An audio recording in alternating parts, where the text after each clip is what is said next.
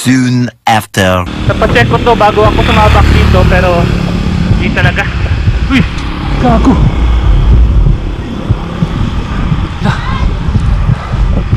May natumba. Anong nangyari sa kanya? May natumba guys. Ewan mo, kailan to? Meanwhile, back in the lowlands. Good morning mga master. So ito munang gagamitin nating bike. Yung luma nating bike. So Red Horse Trek, dyan ka muna. Yo, what's up again mga master? Welcome back again sa aking channel. By the way, this is Jess. At ngayon pupunta tayo ng Alangilan. At kung gaganahan pa, pupunta tayo ng Kampistuhan kahit maulan. So let's go!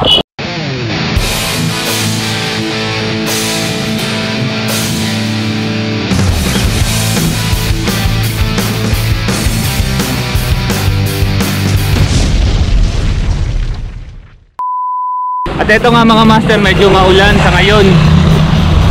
Nag-decide kami na rain or shine, papadyak pa rin. So tatlo pa rin kami ni Kuya, ako at saka si Benji. So ganito ang ruta namin, Alangilan kami. At kung gagadahan at medyo okay naman ang panahon, diretso kami ng Kampistuhan.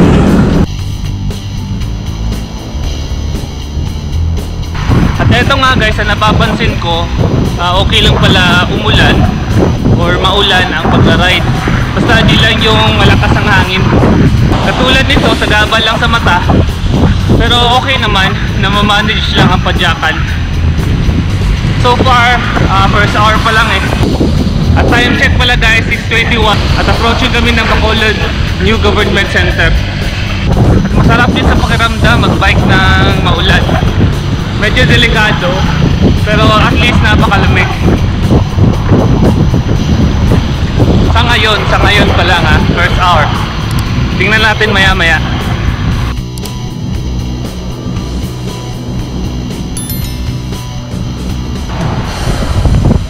So guys, nandito na tayo sa Government Center. Going to Burgos Avenue.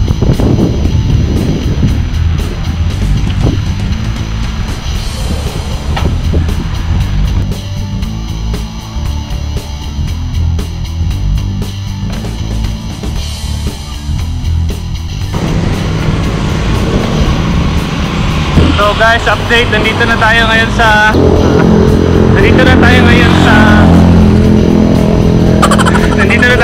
Burgos Avenue. At least guys, medyo bumuti yung panahon. At yun lang, medyo maambon, pero nakakaya naman.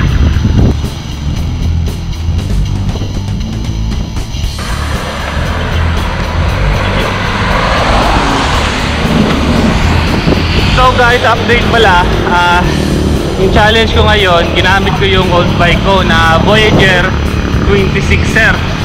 Alloy ito siya at may group set na Shimano Tourney na naka 3x7 pa.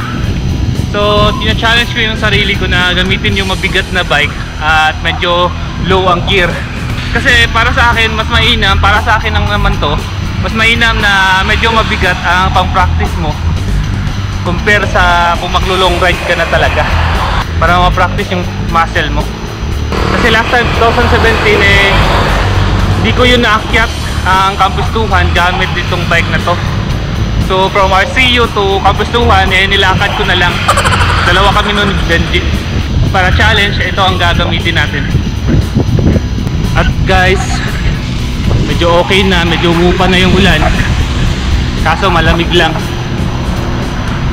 At siya nga pala guys, gusto ko ma-compare yung experience gamit ang budget bike at versus dun sa upgraded na entry level bike tulad ng Trek ko na si Red Horse.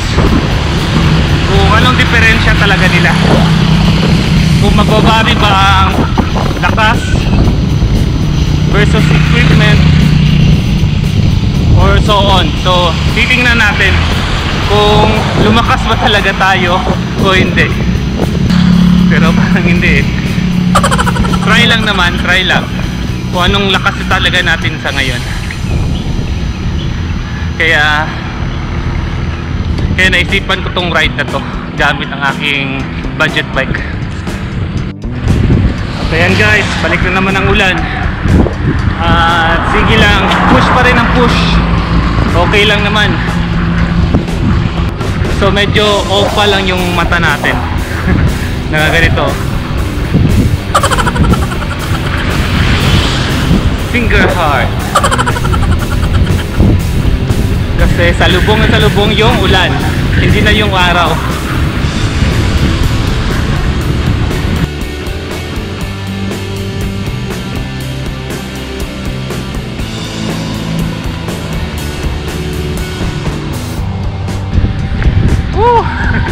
Ang sarap maligo sa ulan. Sarap pala mag-bike kung maulan, no? Parang nagsiswimming ka lang eh. Pagod ka pero masaya. Nawawala din yung lamig. Kaso nga lang basang-basa ka. So time check guys, 6:52. So time check guys, 6:52. Nandito na tayo sa Granada. Tingnan natin kung magpapahinga ba itong mga to or direction na talaga ng Alangilan. So direction na pala guys. So Alangilan na tayo at doon na tayo mag-break. So hindi pala guys, dito pala tayo sa Kapihan. Dami pa rin nagbabike oh.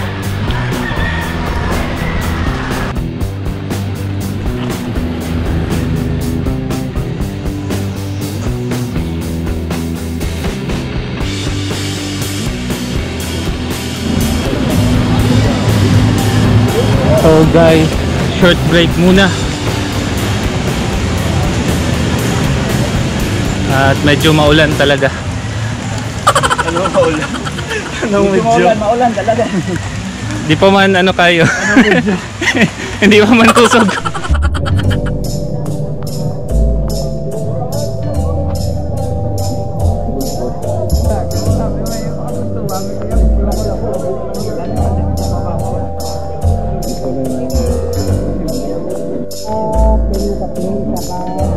Kaya na mo dyan? Ay mo na lang ni Kuya. Gatas. Meron pa. Makao naman sa Alangilan. Sa Halo Black na nakapile. So ito na guys, tapos na yung first break namin.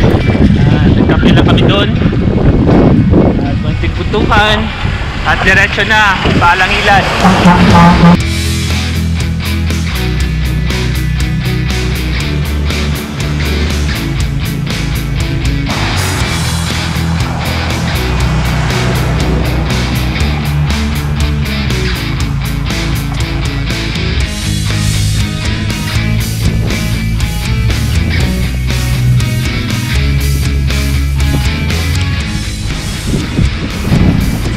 At update pala guys, ngayong araw na to may bagyo, kaya ganito ang panahon, tinatawag na bagyong Auring.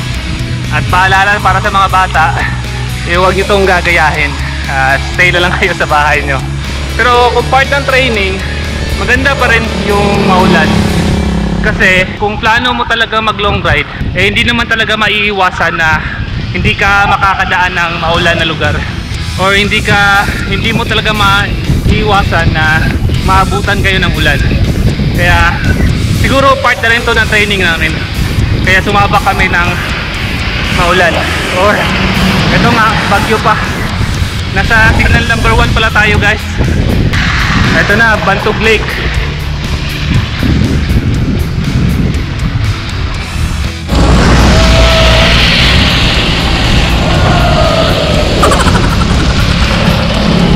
So eto, first attempt ng ahon dito sa Alangilan.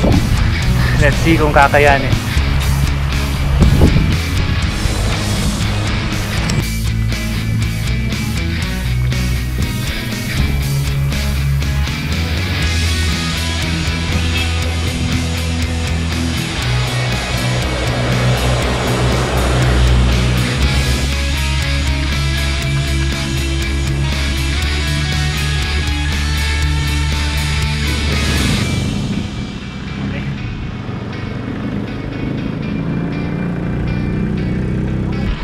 Yan guys, malapit na kami sa Arko ng Alangilan.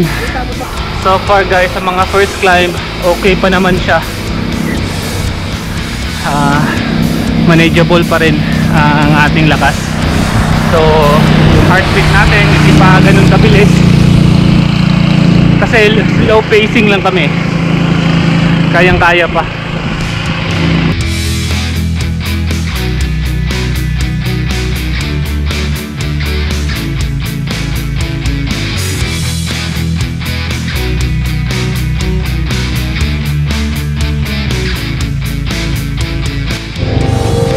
Ito na guys, regroup. Siguro diretso na kami ng Kampistuhan. Dahan-dahan lang.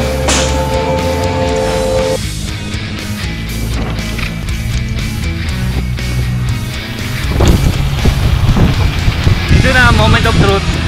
Ito na ang matinding ahunan dito sa Kampistuhan. Dito, last time nakakaya ko pa. At tingnan natin yung pwersa natin sa ngayon.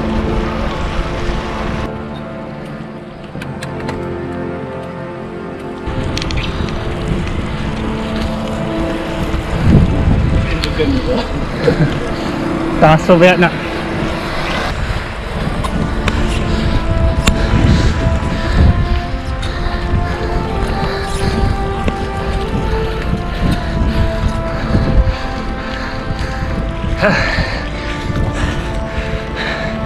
first climb, medyo may nararamdaman na.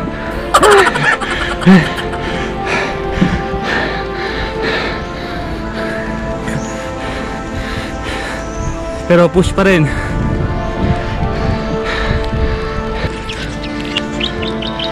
Ito na si Kuya at approaching Kampistuhan. Here we go.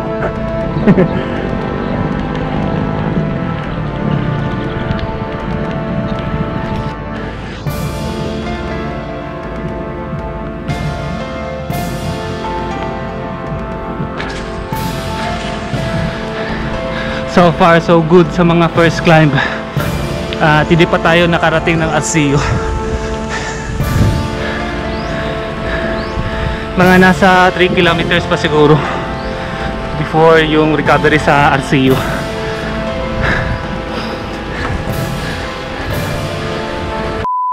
Moments later. Okay lang ba ya? Like ko sara?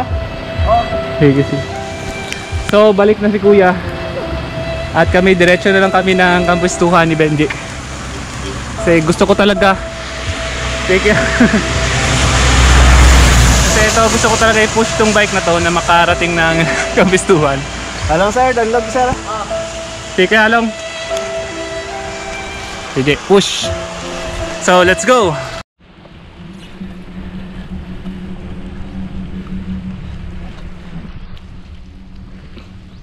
Gina-try ko din ng style ko ba na sa buwan na kasi makakayak ka. So eto na guys, diretso na kami. Pero so far hindi maganda yung tono ng hindi maganda tono ng bisikleta ko. At tumatalon yung FD natin. Ay hindi pala, yung RD. Pero try pa rin natin i-push ng kung ano makakaya ng shifting.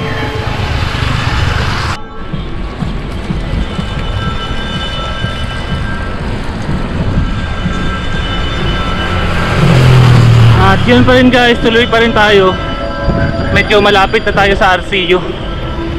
Mga nasa 1 kilometer na lang siguro, Arcillo na. Okay naman so far ang 26er na ganito kabigat. Kaso lang talaga yung RD lang talaga ang problema ko sa ngayon.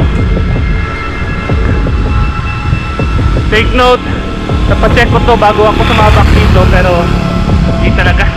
Uy! Gago!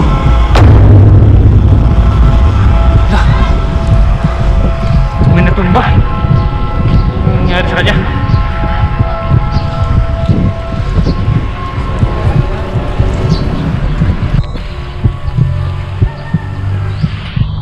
Okay lang bro?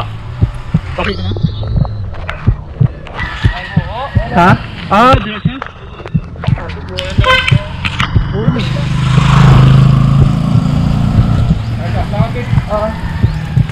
Halong.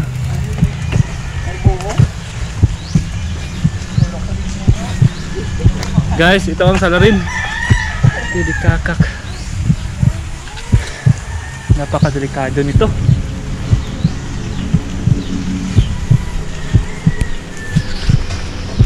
So time check guys, 8:08. At ganito lang ang style ko para ma-manage yung RD ko. Hinahanap ko yung saan ang magaan para wala masyadong puwersa sa sprocket niya. Kasi napapansin ko dun siya talaga tumatalon. Para may problema ang sprocket ko. Pero push pa rin natin.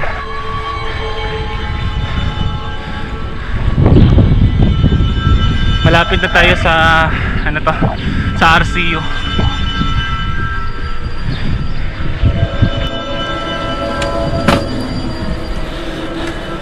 Sayang talaga momentum guys nung matalon yung RD. Nakakaya naman sana ng bike, kaso RD lang talaga ang problema.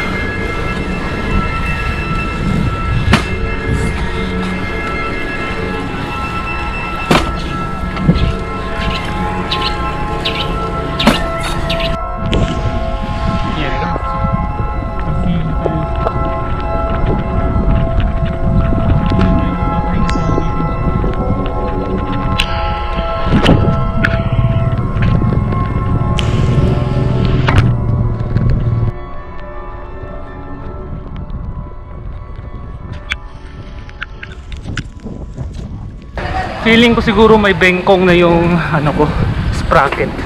Kaya ganito. Okay naman ang mga movement niya ng RD. Kaso yung tip lang talaga. May bengkong na talaga to.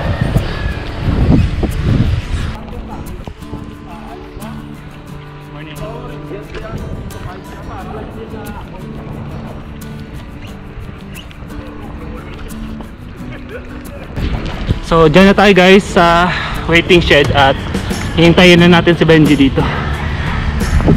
Nandun pa siya sa likod. So guys, nandito tayo ngayon sa waiting shed at hihintayin na natin si Benji dito. So far okay ang 26er sa akyatan, kaso yung RD lang talaga. Ulay tanay? Ha? Ulay tanay? At eto na si paring Benji. S-Biker, shout out. Last climb na lang. Last climb, mga 6.5 km at kampistuhan na tayo. 3 lang daw. Ha? 3 lang ba? 3 km lang pala. Last climb at this is the moment of truth.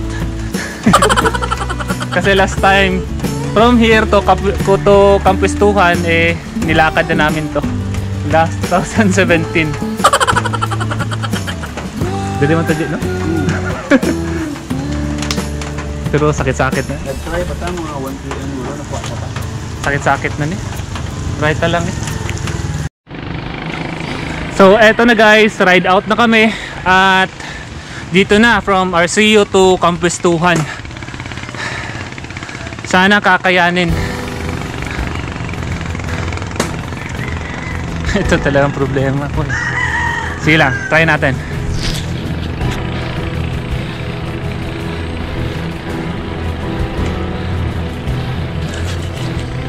Ewan ko lang kung tutukod tayo, pero sana hindi.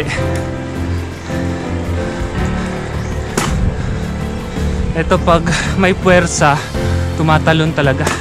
Feeling ko yung problema yung cassette na talaga o yung cogs. Yun na si Benji.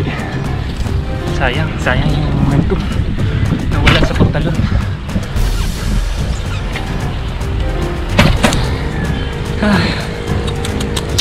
Ilang. Kaya natin nakitin pa rin kahit ganitong sitwasyon.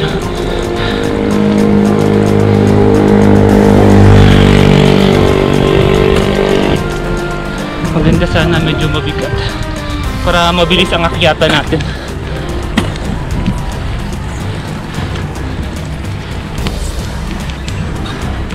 Feeling ko hindi nito ulan eh. parang fogs na lang. Yan oh. Napaka foggy ng lugar.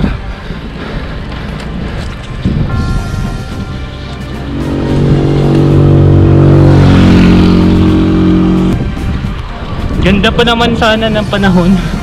Ito malamig. At nababawi ng ating katawan kasi siguro ngayon nag-iinit na tayo. Ito ang gusto kong panahon pag nagbibisikleta. Morning. Feeling ko wala palang kahirap-hirap tong 26er na to. Nakakaakyat. Yun lang, malayos Benji. Yun. Nandun pa siya sa likod.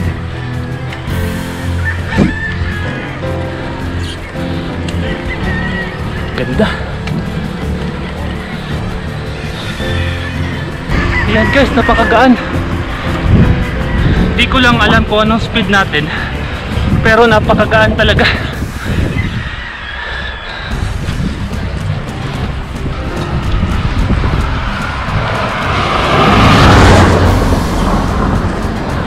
Ang sarap.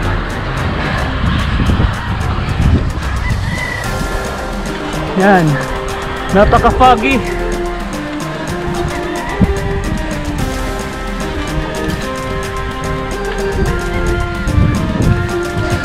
Woo! Nasa ulap na tayo. At eto na, medyo paahon na part. Feeling ko nasa 400 meters na yung elevation. Pero manageable pa rin. Hindi mataas yung heartbeat natin. Galing. Ngayon lang na-appreciate yung bike nito. Yun lang talagang kulang, yung RT niya. O yun. Yun ang problema. Pero so far, napakagaling. Nanibago ako. Ang gaan pala.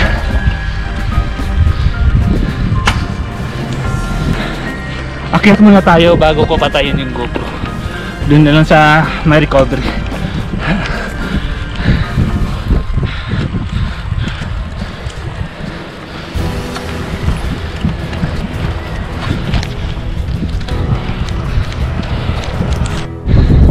Yan o. Ang ganda. Parang kapihan na naman yata to dito. Pero perfect place.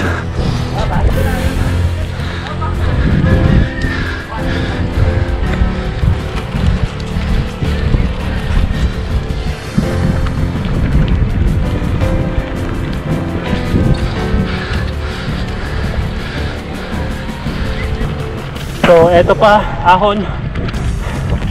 Tingin ko parang pangalawang tingin ko dalawang ahon na lang to.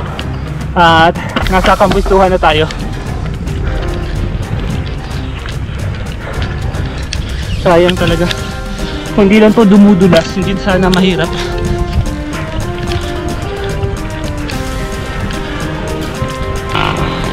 At yun guys, 800 meters na lang, kambustuhan na tayo. So, konting push na lang. Eto, konting push na lang.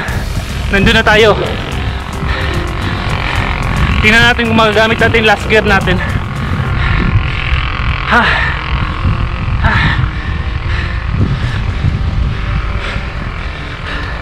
Ang nagpapahirap talaga yung cogs. Pero kung maganda lang talaga ang kung maganda lang talaga ang kondisyon nito at napakagaan. Yan, parang last climb na.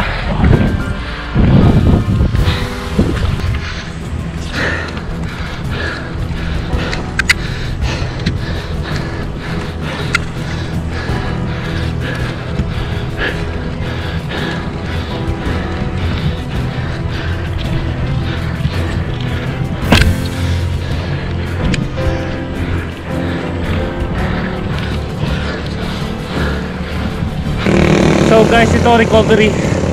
Tapos last climb na. Kala ko nasa likod na si Benji.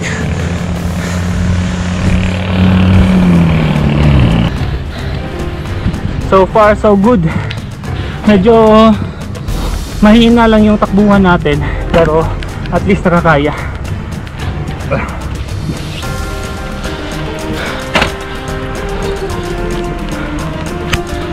At yan, konting-konti na lang.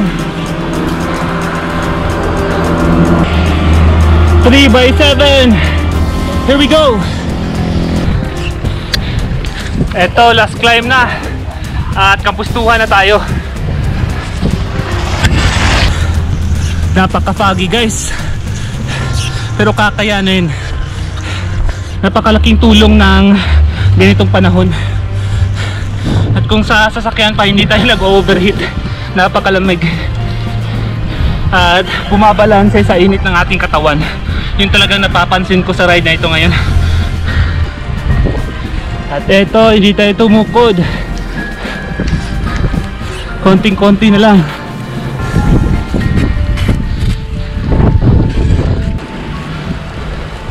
Yun na. Kung nakikita nyo yung malaking gate na yan, yan na yung kampustuhan. Ito, last climb. Woo! Napaka-foggy guys. Woo! Ay, sa wakas, kampustuhan.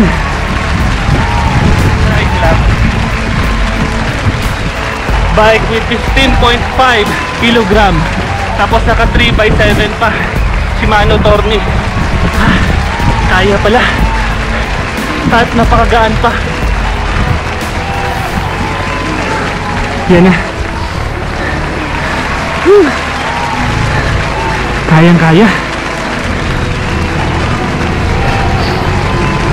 Napatunayan talaga. Kayang-kaya. Yan na. Cool down muna tayo dun sa unahan.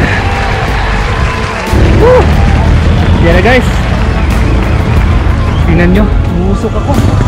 Nagsusupursaya na ako. This is the Kampustuhan Highland Resort.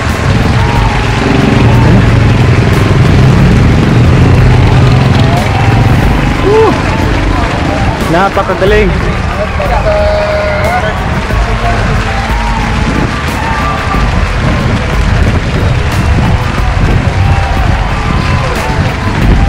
At sa wakas, yeah, wala pa ni Benji. Ewan ko pa si Benji ba yun. Solid na solid. Budget bike, Voyager. Kaya pa pala.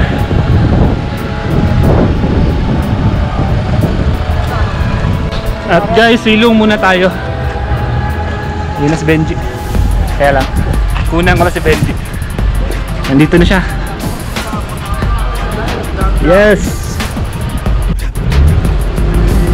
Success! Woohoo! Kampustuhan! Woo! Oo, malantang kapasuyo lang. Ha? Kapasuyo na lang. Oo, malantang. Pero at least hindi tayo tumukod. Oh! Nabawi na tong 2017 na ride. Yes!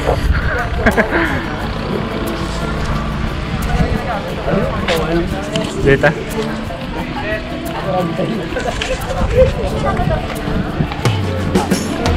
Oh, ayun. Nagiging super saiyan na kami dito. I snow.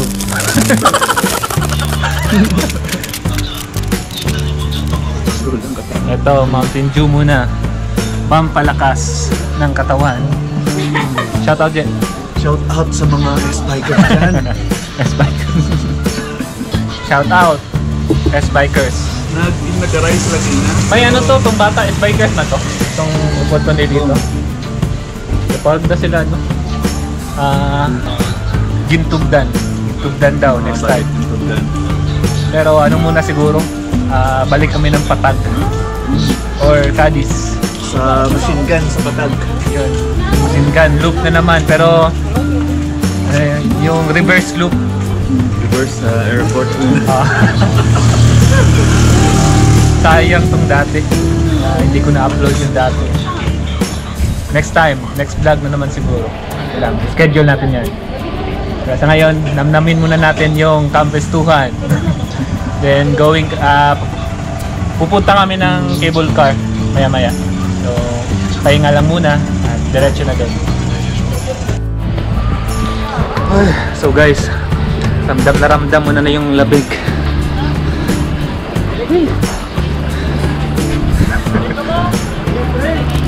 Ramdam na ramdam ang lamig. Parang nag-yellow na dito. So pa-picture muna kami guys dito sa signage ng Campestuhan. At diretso kami ng cable car. Woo! No!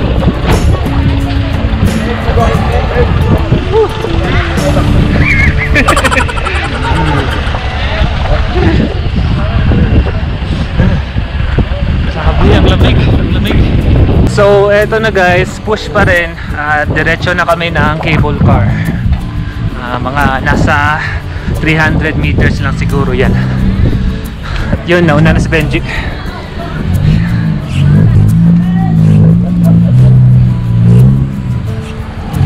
Napakalamig.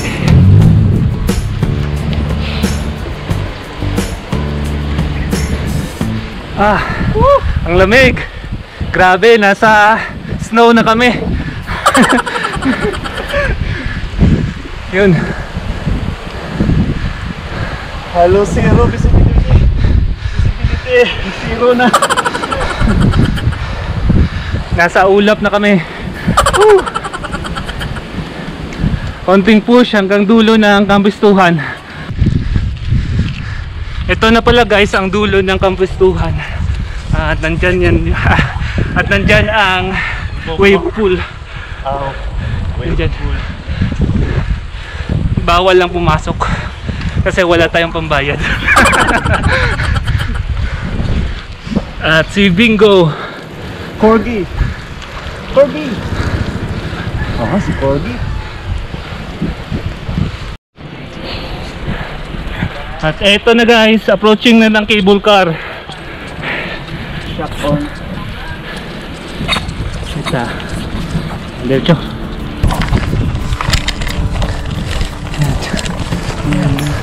Push, push, push, push, push. Di puta.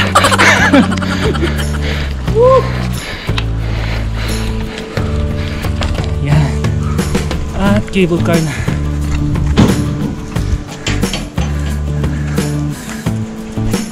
Morning. Ginapagana na yun, no? Away pa. Pero ginaano gid ni sauna pa. Ginausar gid ni. Mapila pa masahe ni nong.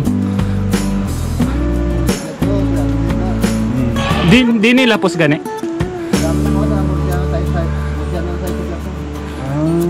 Ano ni pila capacity pwede bike dire hibutang. Hindi na mo kay sauna sa kanya. 300 no? May biling nga loop ni Jess, no? Cable car ka mo siya na og kito Gani. Nasa cable car kami sa on top of Campestuhan. Yan, flex natin ang bagong ilaw ni Benji. Ano brand ni Benji? Ambot. Wala ka brand. Pero ano, napakasanag. Okay siya.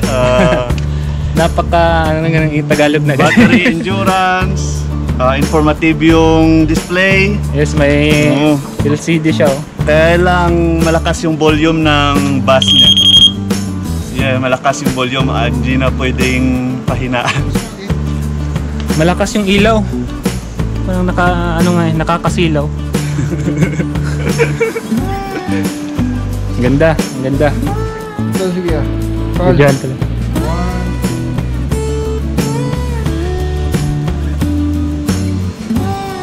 Put sa side tapos straight to. No. Yeah. Wow, ganda ng bike niya guys. Oh. Pwede lang videoan sir. E-bike no? E-bike ni sir no? Ganda. Yan, Scott na ano yan? Scott e-bike.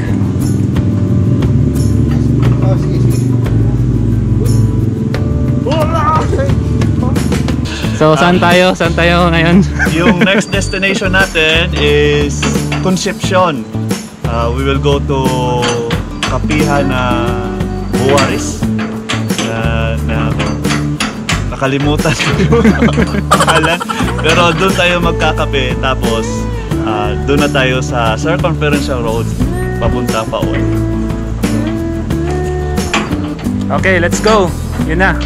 Kasi si Benji ang trangko natin sa ngayon. So, katatapos na namin mag-picture dito.